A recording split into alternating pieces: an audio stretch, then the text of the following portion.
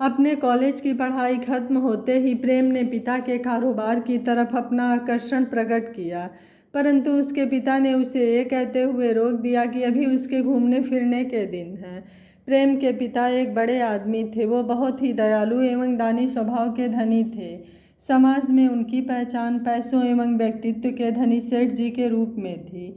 देश के लगभग हर बड़े शहर में उनके द्वारा पोषित कई संस्था, विद्यालय, गुरुकुल आदि चलते थे। प्रेम उनका इकलौता बेटा था, अतः उसकी लगभग हर मांग को वो पूरा करते रहते थे। पिता की उदारता से प्रेम भी हमेशा प्रसन्न रहता था एवं उनका बहुत आदर करता था। कभी भी प्रेम ने अपने पिता की बात को नहीं नकारा। प्रेम का एक बहुत ही घनिष्ठ मित्र था रवि। रवि को प्रेम के घर वाले भी अपने बेटे जैसा ही समझते थे। एक दिन सुबह के अखबार में हिमालय की सुंदर वादियों को देखकर प्रेम का मन वहां घूमने का हुआ और उसने रवि से वहां चलने को कहा। रवि भी कभी उसकी बात को नहीं टालता था, तब वह भी झट से राजी हो गया। पिताजी को तो मनाने की आवश्यकता थी ही नहीं, बस फिर क्या था, अगले ही रोज की टिकट बनवा ली गई। अगले दिन दोनों रवाना होने लगे। अच्छा पिताजी, हम चलते हैं। प्रेम ने रवाना होने से पहले अपने पिता के चरण छूते हुए आज्ञा ली। अच्छा निकल रहे हो, चलो आराम से जाना और खूब मस्ती करना, खर्चे की बिल्कुल भी चिंता मत करना और पहुँचते ही चिट्ठी लिख देना। प्रेम चलते हुए अभी घर से बाहर ही आया था कि अचानक एक आवाज़ ने उसे रोक लिया। देखा तो उसके पिता थे। क्या हुआ पिताजी? अरे ये एक पता है जो कल मैं ऑफिस से लिख कर लाया था पर तुझे देना भूल गया। पता? किसका पता? वहाँ गुलमर्ग के पास में एक गुरुकुल है जिसे हम थोड़ी बहुत मदद भेजते रहते हैं। वहाँ के आचार्य बहुत अच्छे हैं, सब उन्हें गुरुजी कहते हैं और मैं भी उनका बहुत आदर करता हूँ। पिछले कई सालों से मैं उनका आशीर्वाद लेने नहीं जा पाया हूँ, अतः तू जा रहा है तो वहीं रुकना। इस बहाने गुरुजी का आशीर्वाद भी प्राप्त हो जाएगा और ये एक चिट्ठी भी है जो मैंने गुरुजी के नाम लिख दी है। वो तुम्हारे रहने खाने का प्रबंध कर देंगे। ठीक है पिताजी। इतना कहकर प्रेम ने फिर अपने पिता के चरण स्पर्श किए और रास्ते की तरफ मुड़ गया। लगभग 48 घंटों के लंबे सफ़र के बाद प्रेम और रवि गुलमर्ग पहुंच गए और दिए हुए पते पर पहुंचकर दरवाजे पर दस्तक दी। खट खट कोई है? खट खट कोई है? थोड़ी देर के गेट पीटने पर एवं आवाज़ लगाने पर दरवाजे के अंदर से एक महिला की आवाज़ आई। कौन है? जी मेरा नाम प्रेम है, मैं जयपुर से आया हूँ। तो क्या बेचने आए हो? प्रेम को ऐसे जवाब की आशा न थी तो थोड़ा सा बहुत चक्का रह गया और चुप पड़ गया। उसका मौन दरवाजे के भीतर से फिर आई उसी आवाज़ से टूटा। अरे बोलते क्यों नहीं? कौन हो? किस काम से आए हो? जी वो हमें गुरुजी से मिलना था। रवि प्रेम को अटकते देख बीच में बोल पड़ा। अब तुम कौन हो और गुरुजी से क्यों मिलना है? जी मेरा नाम रवि है और हम बहुत दूर से गुरुजी से आशीर्वाद प्राप्त करने आए हैं। बाबा अभी घर पर नहीं हैं। ठीक है, फिर हम बाद में आ जाते हैं। इतना कहकर प्रेम जाने को हो ही रहा था कि तभी फिर वही आवाज़ सुनाई दी। परंतु बाबा कुछ दिनों के लिए बाहर गए हैं, अतः कुछ दिनों के बाद आएंगे। अब क्या करें रवि? ये सवाल के अलावा कुछ बोलती नहीं और दरवाज़ा खोलती नहीं। चल कहीं दूसरा कोई स्थान देखकर रुकने का प्रबंध करते हैं। इतना कहकर प्रेम ने कदम बढ़ाए ही थे कि अचानक पिताजी की चिट्ठी याद आ गई। अरे सुनो, ये एक चिट्ठी है गुरुजी के नाम, उनको दे देना और बोल देना जयपुर से सेठ जी ने भेजी है। क्या? सेठ जी की चिट्ठी? इतना कहते हुए जोर से दरवाज़ा खुला और सामने एक अप्सरा सा सौंदर्य लिए सुंदर कन्या खिलखिलाती हुई प्रकट हुई। प्रेम कुछ पल के लिए उसकी सुंदरता में खोकर ही रह गया। तभी अचानक रवि ने उसका हाथ झड़का। जी आप लोग कौन हैं? क्या आप लोग सेठ जी को जानते हैं? जी ये उनके पुत्र हैं श्री प्रेम कुमार और मैं इनका मित्र रवि। आप उनके पुत्र हैं? हे भगवान, मुझसे कितनी बड़ी गलती हो गई। बाबा सुनेंगे तो डांटेंगे। आप लोग कृपया अंदर पधारे। जितनी सुंदरता उसके सौंदर्य से छलक रही थी उससे कई गुना अधिक मिठास उसकी वाणी में थी। जी आपने अपना नाम नहीं बताया। प्रेम के बोलने से पहले रवि पूछ बैठा। जी मैं कविता। बाबा अक्सर जयपुर वाले सेठ जी के बारे में बातें करते रहते हैं, बहुत प्रशंसा करते हैं, कहते हैं कि इस ज़माने में ऐसा अच्छा व्यक्ति बिरला ही होता है। बातें करते हुए कविता ने उनको चाय नाश्ता करवाया। कुछ समय पश्चात प्रेम चलने को तैयार हुआ। अच्छा कविता जी अब हम चलते हैं, शाम होने को आ रही है, कुछ ठहरने का प्रबंध करना है। अगर आप किसी अच्छे स्थान से परिचित हो तो कृपया बताएं। अरे आप ये क्या बात कर रहे हैं, आप जब तक चाहें यहाँ रह सकते हैं, आपको यहाँ कोई परेशान नहीं करेगा। वैसे भी सेठ जी ने चिट्ठी में लिखा है कि आप लोगों के खाने पीने का प्रबंध यहाँ करना है। बाबा नहीं हुए तो क्या हुआ, मैं हूँ, अम्मा हैं। अगर मैंने आपको चले जाने दिया तो बाबा बहुत डांटेंगे। कविता की विनती पर प्रेम और रवि वहीं रुक गए। वैसे भी प्रेम के मन में तो जाने की भावना थी ही नहीं, वो तो कविता के सौंदर्य पर मोहित हो चुका था। रवि भी प्रेम के भाव को समझ चुका था।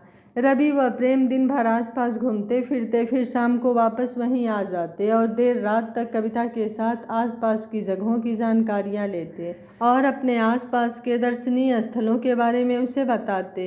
ऐसे ही कुछ दिन गुजरते गुजरते प्रेम का आकर्षण बढ़ता गया और कविता भी प्रेम के प्रति आकर्षित होने लगी।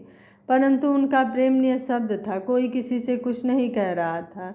एक दिन शाम के वक्त रवि ने प्रेम से उसकी मनोदशा के बारे में बात की। क्यों भाई, प्रेम घर चलने का इरादा है कि यहीं प्रेम कविता बनाने का मन है? प्रेम रवि के सीधे सवाल को समझ गया था। क्या करूं यार, जहां भी देखता हूं वही नज़र आ रही है, पर समझ नहीं आ रहा बात आगे कैसे बढ़ाऊं। यहाँ से जाने का मन नहीं हो रहा, परंतु काफ़ी दिन हो गए, इसलिए जल्द ही कुछ सोचना पड़ेगा। रवि थोड़ी देर सोचकर बोला, एक काम कर, आज शाम को उसके साथ घूमने के लिए जा और उसे अपने मन की पूरी बात विस्तार से बता दे। यह तो हम दोनों ही जानते हैं कि वो भी मन ही मन तेरी तरफ आकर्षित है, तो बस जो कुछ होगा वो साफ हो जाएगा। रवि का यह विचार प्रेम को अच्छा लगा और शाम को कविता से घूमने जाने के लिए अनुरोध किया। कविता भी मना नहीं कर पाई, तो अम्मा से पूछ वो प्रेम के साथ घूमने निकल गई। काफ़ी देर तक घूमते व बात करते हुए दोनों को ये आभास ही नहीं रहा कि वो लोग गुरुकुल से काफ़ी दूर आ चुके थे। शाम हो गई थी, अतः कविता ने वापस लौटने को कहा। प्रेम अभी तक अपने मन की बात कविता से कह नहीं पाया था, अतः अनमने मन से कविता की हाँ में हाँ कर लौटने के लिए घूम गए। कुछ दूर चलते ही अचानक बारिश शुरू हो गई। गुरुकुल अभी बहुत दूर था एवं आसपास कोई घर भी नहीं था, अतः छिपने का स्थान न पाकर वे दोनों एक पेड़ का सहारा ले बारिश रुकने का इंतजार करने लगे। बारिश की चंद बूंदों ने कविता के सौंदर्य को और बढ़ा दिया था। उधर उस बर्फानी जगह पर बारिश में भीग कर प्रेम कांपने लगा, परंतु कविता के सौंदर्य की तपन ने उसे संभाले रखा। अचानक बारिश और तेज हो गई। अब इतनी तेज बौछारों से तो पेड़ भी उनको नहीं बचा पा रहा था। अतः कविता ने इधर उधर नज़र दौड़ाई, परंतु कोई आसरा नज़र नहीं आया। अचानक पास ही एक छोटे टीले पर कुछ दिखाई दिया। सुनिए, अगर हम लोग ऐसे ही खड़े रहें तो पूरे भीग जाएंगे और तबीयत खराब हो जाएगी। अतः वो जो टीले पर खंडहर सा दिखाई दे रहा है वहाँ चलते हैं, शायद वहाँ हमें छुपने का स्थान प्राप्त हो जाए। इतना कहकर कविता उस टीले की तरफ दौड़ पड़ी। प्रेम तो कविता के सौंदर्य में ऐसा खो गया था कि कविता ने क्या कहा और कब वहाँ से चली गई उसे कुछ पता ही नहीं रहा और वो वहीं खड़ा रह गया। कविता सीधे दौड़ती हुई खंडहर पर पहुँच गई थी और इतनी तेज बारिश में काफ़ी भीग भी गई थी। वहाँ पहुंचकर उसने पाया कि प्रेम तो उसके साथ था ही नहीं। वहाँ से उसने झांक कर देखा तो प्रेम अब भी चुपचाप वहीं खड़ा भीग रहा था। कविता ने काफ़ी आवाज़ें लगाई, परंतु प्रेम की तरफ से कोई हलचल नहीं हुई। उसे किसी अनहोनी की आशंका हुई, क्योंकि ऐसे ठंडे प्रदेश में बारिश में भीगने से किसी के भी हाथ पैर अकड़ सकते हैं। अतः वो फिर से भीगते हुए प्रेम को लेने दौड़ पड़ी। सुनिए सुनिए, कविता के हिलाने से ही प्रेम का ध्यान टूटा। प्रेम तो पहले से ही न जाने कितने ख्वाबों में डूबा हुआ था और अब तो उसे कविता का स्पर्श भी प्राप्त हो गया था।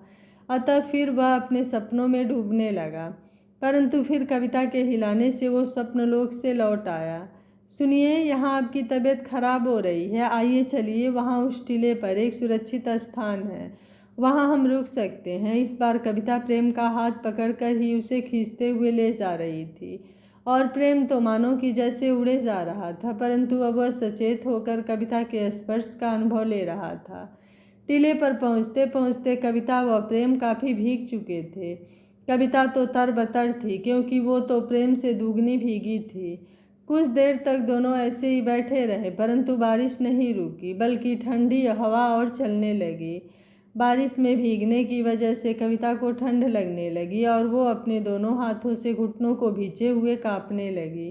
प्रेम ने कविता को ऐसी स्थिति में देखा, आसपास कुछ जलाने को देखा, परंतु उसे कुछ प्राप्त नहीं हुआ।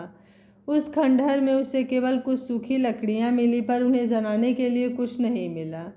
कविता के कपड़ों से पानी चू रहा था। इस स्थिति में उसकी तबीयत ज़्यादा खराब हो सकती थी। अतः प्रेम ने उसे अपना कोट उतार कर अपने कपड़े सुखाने के लिए कहा, परंतु कविता इस स्थिति में थी नहीं। फिर भी उसने प्रेम का कोट लेकर उसे पहन लिया और अपने ऊपर के ज़्यादा भीगे वस्त्रों को उतार कर निचोड़ कर सुखा दिया और वहीं बैठकर कांपने लगी। कुछ देर तक कांपते रहने के बाद अचानक कविता को कुछ बेहोशी सी आने लगी और वो वहीं बेहोश होकर दीवार से टिक गई। इस बेहोशी में कब उसके शरीर से कोट हट गया उसे पता ही नहीं चला। प्रेम खंडहर के बाकी के हिस्सों में कुछ जलाने को ढूंढ रहा था। वहाँ उसे कुछ बोरियां मिल गई थी। उन्हें अच्छे से साफ कर वो ले आया। आते ही कविता को अर्धनग्न अवस्था में देख उसके होश उड़ गए। उसने तुरंत दूर से ही एक बोरी उसके शरीर पर फेंक दी एवं बाहर आ गया। कुछ देर बाद वापस जाकर देखा तो कविता को उसी स्थिति में पाया। वो पास गया तो उसे पता चला कि कविता तो बेहोश है। उसने उसका तन बोरी से आराम से ढक दिया तो उसे पता चला कि कविता काँप रही है और एकदम ठंडी पड़ी हुई है। इस अवस्था में तो उसकी जान चली जाएगी। मुझे तुरंत कुछ करना पड़ेगा, पर क्या करूं? बारिश तो अभी भी तेज़ हो ही रही है। आसपास कोई घर भी नहीं दिख रहा, ना ही कुछ जलाने को है। प्रेम अपने मन ही मन बड़बड़ाने लगा। उसने कई बार कविता को हिलाकर होश में लाने की कोशिश भी की, परंतु सब बेकार रही। कुछ देर ऐसे ही चिंता में बैठने के बाद प्रेम ने बची हुई दूसरी बोरी को नीचे बिछा दिया और कविता को उस पर लिटा दिया एवं खुद भी उससे चिपक कर लेट गया। कुछ देर बाद प्रेम की आंख लग गई। ऐसे ही कई घंटे गुजर गए, परंतु बारिश को थमने का बिल्कुल मन नहीं था। प्रेम के शरीर की गर्मी से कविता का बदन अपनी सामान्य अवस्था में पहुंचने लगा और उसकी बेहोशी टूटने लगी। उसने अपने आप को ऐसी अवस्था में प्रेम से लिपटे देख लज्जा का अनुभव किया और रोने लगी। अचानक प्रेम की नींद टूटी और उसने कविता को चुप कराते हुए कहा, कविता, तुम पूरी तरह भीगने की वजह से एकदम ठंडी पड़ चुकी थी और काफ़ी देर से बेहोश थी। यहाँ आसपास कुछ जलाने को भी नहीं था और ना ही बारिश रुकने का नाम ले रही थी। अतः तुम्हारी जान बचाने को मुझे ये सब करना पड़ा, परंतु तुम चिंता मत करो, मैंने मर्यादा की कोई सीमा नहीं लांघी है। तुम अब भी उतनी ही पवित्र हो जितनी पहले थी। इतना कहकर प्रेम ने कविता को चुप कराते हुए अपने गले से लगा लिया। कविता भी पूरी तरह प्रेम में समा गई। अब बारिश रुक चुकी थी, परंतु प्रेम और कविता के अंदर का तूफान अपनी तेज गति पर था, जो कि सुबह की रोशनी से ही थमा। प्रेम और कविता के बीच प्यार का इकरार मौखिक न हो पाया हो, परंतु परिस्थिति बस शारीरिक अवश्य हो गया था। इसके बाद अब किसी मौखिक इकरार की आवश्यकता थी भी नहीं। सुबह जल्दी ही दोनों ने घर का रुख किया। दोनों के मुखमंडल से खुशी छलक रही थी, परंतु शब्द बाहर नहीं आ रहे थे। कुछ देर चुपचाप चलते रहने के बाद प्रेम को मजबूरन बोलना ही पड़ा, कविता, मुझे तुमसे पहले दिन पहली नज़र में ही प्यार हो गया था, परंतु संकोचवश मैं कुछ कह नहीं पाया था और अब लगता है शायद कुछ कहने की ज़रूरत भी नहीं है। फिर भी यदि तुम्हें लगता है कि हमारे बीच कुछ गलत हो गया है तो मैं तुमसे माफ़ी मांगता हूँ। माफ़ी मांगने की कोई ज़रूरत नहीं है, मैं भी तुमसे प्रेम करती हूँ। हाँ, मैं मानती हूँ कि जो कुछ रात को हुआ वो गलत था, वो नहीं होना चाहिए था, परंतु शायद ईश्वर को यही मंजूर था। कविता की ऐसी बातों से प्रेम को राहत का अनुभव हुआ। तुमने मेरे दिल से बहुत बड़ा बोझ हटा दिया। अब देखना, मैं आज ही वापस जाता हूँ और कुछ दिनों में पापा से अपनी शादी की बात कर तुम्हें लेने आऊँगा। प्रेम की बातों में खुशी की स्पष्ट झलक थी। बस तुमसे यही प्रार्थना है प्रेम, यदि तुम मुझसे सच्चा प्रेम करते हो तो बाबा के वापस आते ही तुम उनसे मेरा हाथ मांगने आ जाना, क्योंकि अब ज़्यादा दिनों तक मैं बाबा को अपना चेहरा नहीं दिखा पाऊँगी। इतना कहकर कविता सिसकने लगी। तुम बिल्कुल चिंता मत करो, मैं आज ही जा रहा हूँ और जल्दी लौट कर आऊँगा। गुरुकुल पहुंचकर उन्होंने सबको रात की बारिश में फंस जाने की बात बताई और प्रेम और रवि वापस जयपुर के लिए निकल गए। प्रेम ने रवि को भी उसके और कविता के बीच गुजरी रात की बात नहीं बताई। रवि ने प्रयास किया वो पता करे कि उनकी प्रेम कहानी का क्या हुआ, परंतु प्रेम ने उसकी बात का कोई जवाब न देकर उसे टाल दिया। घर पहुंचते ही प्रेम ने अपने पिता से बात करना उचित न समझा और दूसरे दिन आराम से बात करने की ठान अपने कमरे में जाकर सो गया। दूसरे दिन प्रातः ही चाय के साथ अखबार पढ़ते हुए पिता के पास प्रेम जाकर बैठ गया और बात ही करने वाला था कि तभी नालायक बेशरम, इन्हें लज्जा भी नहीं आती। क्या हुआ पिताजी, किस पर इतना भड़क रहे हैं? अपने पिता की तुनक भरी आवाज़ सुनकर प्रेम एकाएक पूछ बैठा। ये आजकल के नौजवान बेशर्म कहीं के घर वालों की छूट का नाजायज़ फ़ायदा उठाते हैं। अब ये देखो, नवाब साहब बाहर कहीं गए थे, लड़की से मिले, प्रेम किया और शादी करके घर में उठा लाए। अरे ऐसा भी कहीं होता है भला? ना जात का पता ना खानदान का पता, ऐसे भी कहीं शादी होती है भला? ना रिश्तेदार ना कोई सगे संबंधी, बस मन में आया तो कर डाली शादी। जिन माँ बापों ने पाल पोस कर शादी के लायक बनाया, उनके बारे में एक बार भी नहीं सोचा कि इतनी बड़ी खुशी के लिए उन्होंने भी कई सपने सजाए होंगे, सब चकनाचूर कर दिया। अखबार की खबर से पिताजी का मिजाज खराब था, तब प्रेम ने अपनी बात को कुछ दिनों के लिए टाल देना ही उचित समझा। दूसरे ही दिन अचानक प्रेम के पिता को दिल का दौरा पड़ गया और उन्हें अस्पताल में भर्ती होना पड़ा। स्थिति ज़्यादा गंभीर ना होने की वजह से डॉक्टर्स ने उन्हें कुछ दिन आराम करने की सलाह दी। 1-2 दिन भर्ती रख कर घर भेज दिया। पिताजी के स्वास्थ्य की वजह से पूरे कारोबार की जिम्मेदारियां प्रेम पर आ गई। प्रेम की कार्य क्षमता देखकर उसके पिता ने हमेशा के लिए पूरे कारोबार की भागदौड़ प्रेम के हाथों में सौंप दी। ऐसे ही पिताजी की बीमारी एवं कारोबार के चक्करों में लगभग 6 महीने गुजर गए और प्रेम के दिमाग से कविता गायब हो गई। उधर कविता की स्थिति दिनों दिन खराब होती जा रही थी। वो कई महीनों से प्रेम की प्रतीक्षा कर रही थी एवं अपने प्रेम की निशानी को सब घर वालों से छुपाने की कोशिश कर रही थी, परंतु ऐसी बातें ज़्यादा दिन छुपती नहीं। उसके बढ़ते गर्भ ने सब कुछ बयां कर दिया। उसके बाबा को यह भान हो गया कि कविता गर्भ से है और पूर्व में प्रेम और कविता के बारिश में फंसने वाले किस्से से उन्होंने अपने अनुभव के घोड़े दौड़ाए और यह निष्कर्ष निकाल लिया कि हो न हो यह प्रेम का ही अंश है। इतना सब कुछ जानने के बावजूद उन्हें अपनी बेटी पर पूर्ण भरोसा था, इसलिए उन्होंने अपनी बेटी का दोष नहीं दिया और ना ही उसे लज्जित होने का कोई अवसर दिया।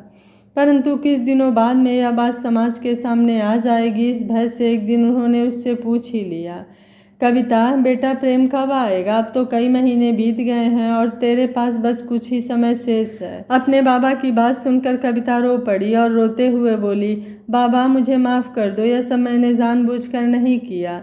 चुप हो जा बेटी, मुझे पता है तू यह सब जानबूझकर कर ही नहीं सकती, परंतु बेटा अब बहुत देर हो चुकी है। उसने कब तक आने के कही है?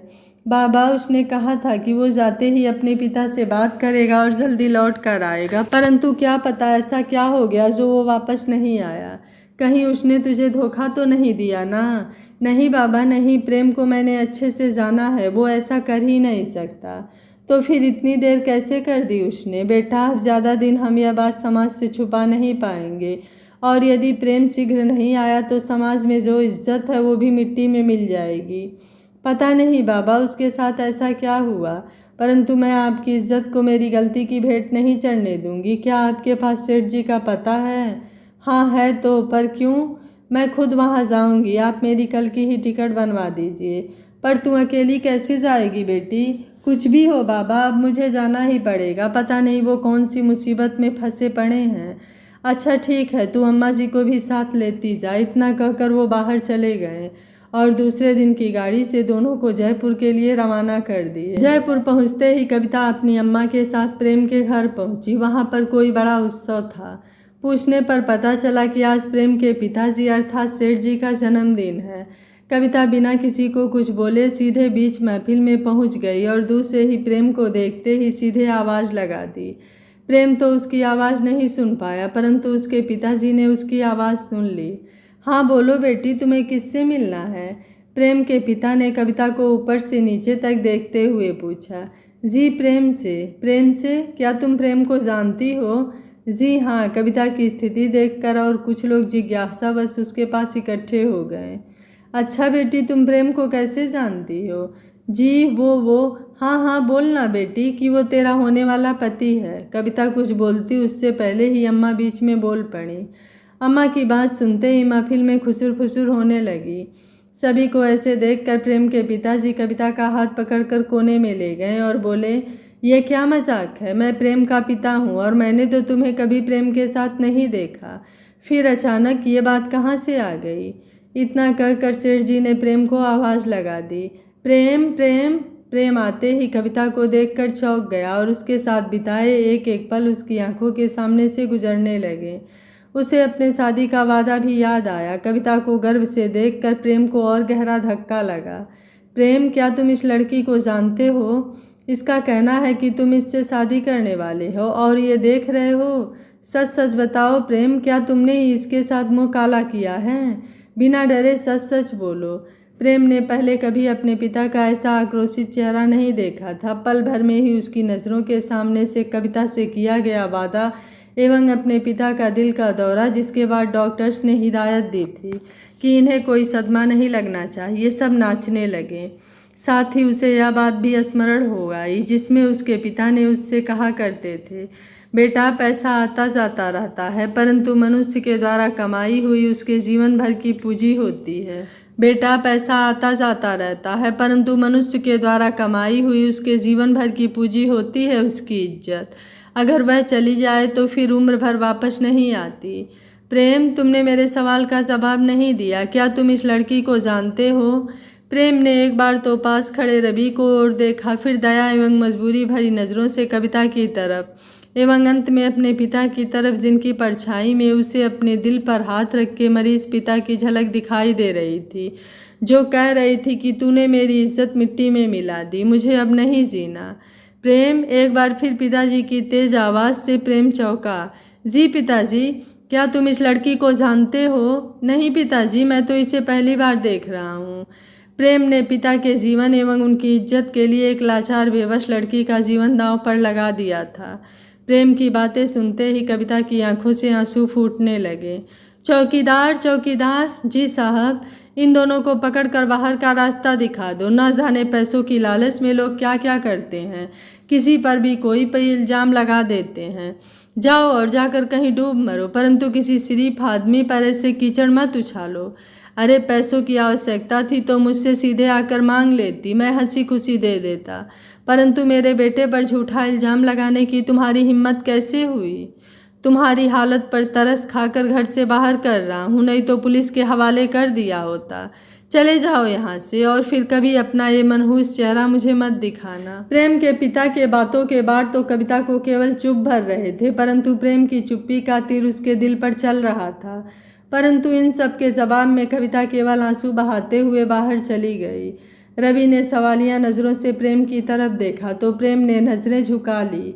प्रेम की झुकी नज़रों ने अपना गुनाह कबूल कर लिया था, अतः जीवन में पहली बार रवि ने प्रेम का साथ छोड़ दिया और घर से बाहर चला गया। थोड़ी दूर जाने पर रवि ने देखा कि कविता और उसकी अम्मा के बीच में कुछ बातें हो रही थी। वो छुपकर थोड़ा और आगे गया और सुनने की कोशिश करने लगा। ले कल मुही कर ली अपने मन की, तुझे तो बड़ा गर्व था अपने प्रेम पर, काट दी ना उसने नाक। अब इस पाप को लेकर कहीं डूब मर, अगर वापस जाएगी तो गुरुजी की इज्जत मिट्टी में मिलाएगी। अरे मेरी सगी औलाद होती तो भी मैं उसका गला घोट देती, मर कहीं जाकर।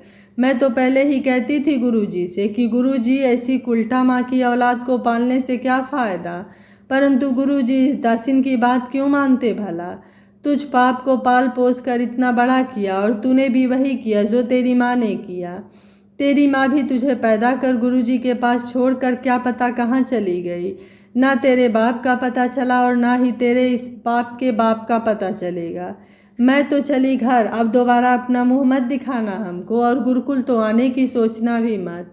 कविता केवल रोए जा रही थी। आज उसके भाग्य में शायद आंसुओं और बेइज्जती के अलावा और कुछ नहीं था।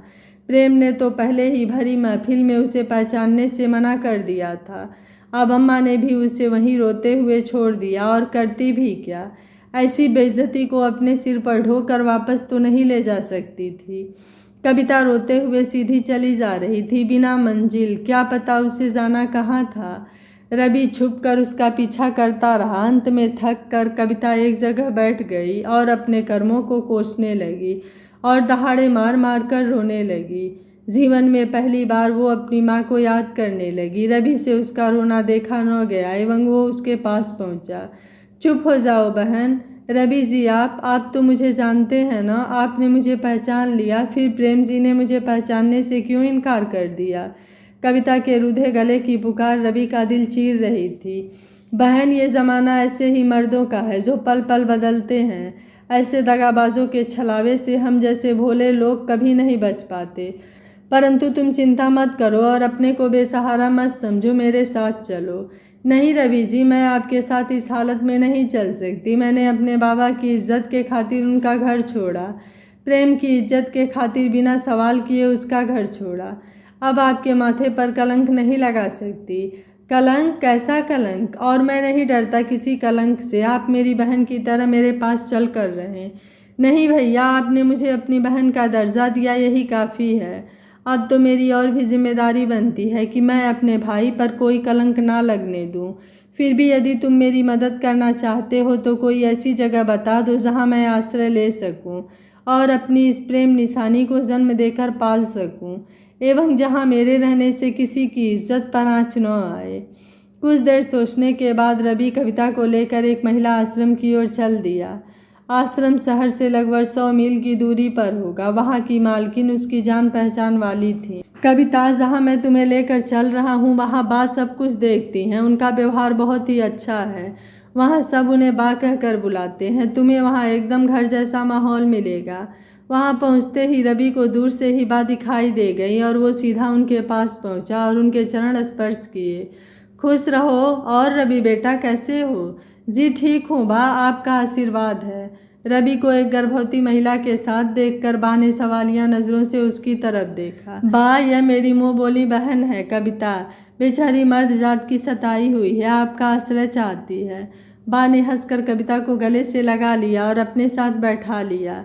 अरे तू तो अब 2 नातों से मेरी बेटी हो गई। एक तो यहाँ आने वाली सभी औरतें मेरी बेटी की तरह हैं और दूसरा तू रवि की मुँह बोली बहन है तो मेरी मुँह बोली बेटी हो गई। बा के स्नेह से कविता को थोड़ी सी राहत मिली और उसने रवि का धन्यवाद किया। अच्छा बा, इसका ध्यान रखना। अच्छा बहन, मैं चलता हूँ, बीच बीच में आता रहूँगा। कुछ दिनों में ही बा और कविता के बीच काफ़ी घनिष्ठ संबंध हो गए। बा कविता को बहुत मानने लगी। कई बार पूछने पर भी कविता ने अपने बच्चों के पिता के बारे में किसी को कुछ नहीं बताया। यहाँ तक कि बा को भी यह कहकर टाल देती थी कि वो अपने उस दर्द भरे लम्हे को फिर से नहीं जीना चाहती। उसके इस जवाब पर बा भी इसके आगे कुछ नहीं पूछती। एक दिन कविता के पूछने पर बा ने बताया कि उसे भी एक आदमी से प्रेम हो गया था और उसके द्वारा गर्भवती भी हो गई थी, परंतु उसने उसे धोखा दे दिया। एक गुरुकुल में उसे आश्रय प्राप्त हुआ और उसने उस गुरुकुल में एक बेटी को जन्म दिया एवं वही छोड़कर आ गई। आज तक भी वो अपनी उस बेटी को भूल नहीं पाई है। कहते कहते बा रोने लग गई। बा की बातों को सुनकर कविता भी रोने लग गई और उसने अपने घर परिवार के बारे में बा को बताया तो पता चला कि कविता बा के द्वारा छोड़ी हुई उसकी अपनी ही बेटी है। दोनों माँ बेटी का मिलन इतने दिनों बाद हुआ था, परंतु दोनों की अवस्था एक जैसी ही थी। अतः ना खुश हो पा रहे थे और ना ही रो पा रही थी। उधर कविता को बेइज्जत होकर बाहर निकाल देने के उपरांत प्रेम कभी भी खुश नहीं रह पाया। उस घटना के बाद रवि भी उससे नहीं मिलता था। प्रेम अपने आप को मन ही मन कोस रहा था। उसे रह रहकर कविता की याद आ रही थी। अब तो कविता उसके बच्चे की माँ बनने वाली थी, फिर भी उसने उसको इस स्थिति में अकेला छोड़ दिया। तभी एक दिन रास्ते में वो रवि से टकरा गया। रवि से यह जानकर कि कविता को उसकी अम्मा बीच रास्ते में छोड़कर चली गई थी, प्रेम बहुत दुखी हुआ।